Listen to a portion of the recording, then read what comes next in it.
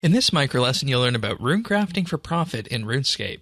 A microlesson is a short and to-the-point guide that teaches you a single concept about RuneScape. Just recently, the Abyssal Runecrafting method was updated so that PvP is no longer required. This has huge ramifications for the skill. We'll start by discussing the fastest ways that you can travel to the various runecrafting altars. It goes without saying that the Wicked Hood teleports are going to be the fastest, but the Abyss also gives us magical thread which increases our profit. To start, you'll want a good runecrafting preset. We'll build this out over the next couple minutes. You'll want your Wilderness Sword, as this gives you a free teleport back to Edgeville. Also, consider an offhand like the Enhanced Excalibur with the mobile perk to have the cooldown of movement abilities like Surge or Bladed Dive, since mobile now impacts these abilities in the Wilderness if PvP is disabled. Another option is to just use the Shadow's Grace relic power unlocked at 67 Archaeology. On the note of relics, at level 68 Archaeology, the Nexus mod relic power is unlocked, which brings you to the center of the Abyss, negating the need to run past monsters and do the skilling obstacle. It's also worth noting that the Wilderness Sword 3 rewards a chance to do this, but it's not guaranteed. It's going to take some time to master, but with movement abilities and the mobile perk, getting to the Abyss is pretty quick. Now this brings us to increasing the amount of essence that can be carried.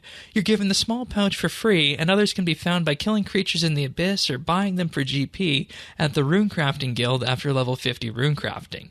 The massive pouch is bought with runespan points. In total, pouches provide 48 extra essence carrying capacity. Runecrafting pouches typically need to be repaired, but with level 36 Archaeology you will gain access to the Pouch Protector relic power, which entirely prevents pouches from degrading. There is also the Rune Ethereal outfit, which allows us to carry an additional 6 essence, while players who have upgraded to the Infinity Ethereal outfit will be able to carry 12. The Abyssal Familiars also provide us extra essence carrying capacity of 7, 12, or 20, based on what level of Familiar is used. Factoring in our inventory, familiar, and outfit, that means we're crafting with 102 essence per run. You can keybind your pouches and your ethereal top while equipped to reload them faster. Using one of your first 2 bank preset slots also allows you to load the preset with a keybind, enabling you to reload your preset multiple times very rapidly to withdraw extra essence to refill your pouches. Alongside typical keybinds, you can also keybind the ability to withdraw essence from your familiar.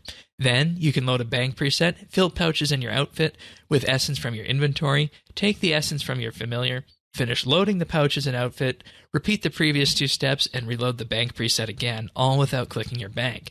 This isn't required, and the keystrokes required can get a bit complicated, but it's a massive efficiency bump. In doing this, you can reload your entire 80 essence in under 5 seconds. Now we'll talk about ways to increase the number of runes that you make from the essence you bring to the altar. Each rune has a series of levels at which its multiplier increases. You can see the chart now on screen and linked in the description below. What isn't immediately clear is that your multiplier actually scales continuously between those levels as your runecrafting level increases. As such, an extreme runecrafting potion is very helpful, since it gives us a boost to our chance of receiving extra runes, or allows us to hit the next multiplier and beyond. Typically for water runes, the 6x multiplier will unlock at level 95, but with an extreme runecrafting potion, a player at level 97 will be able to hit the 7 times water multiplier.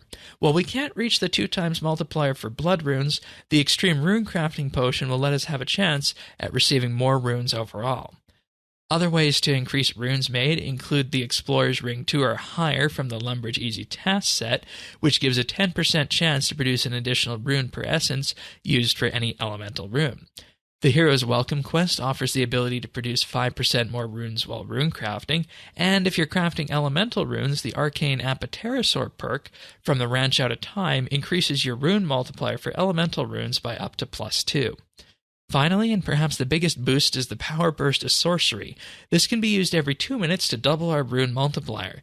This allows for the insanity of crafting water runes with an 18 times multiplier, which means for somebody crafting water runes, you're looking at least 714 water runes per run using the setup above.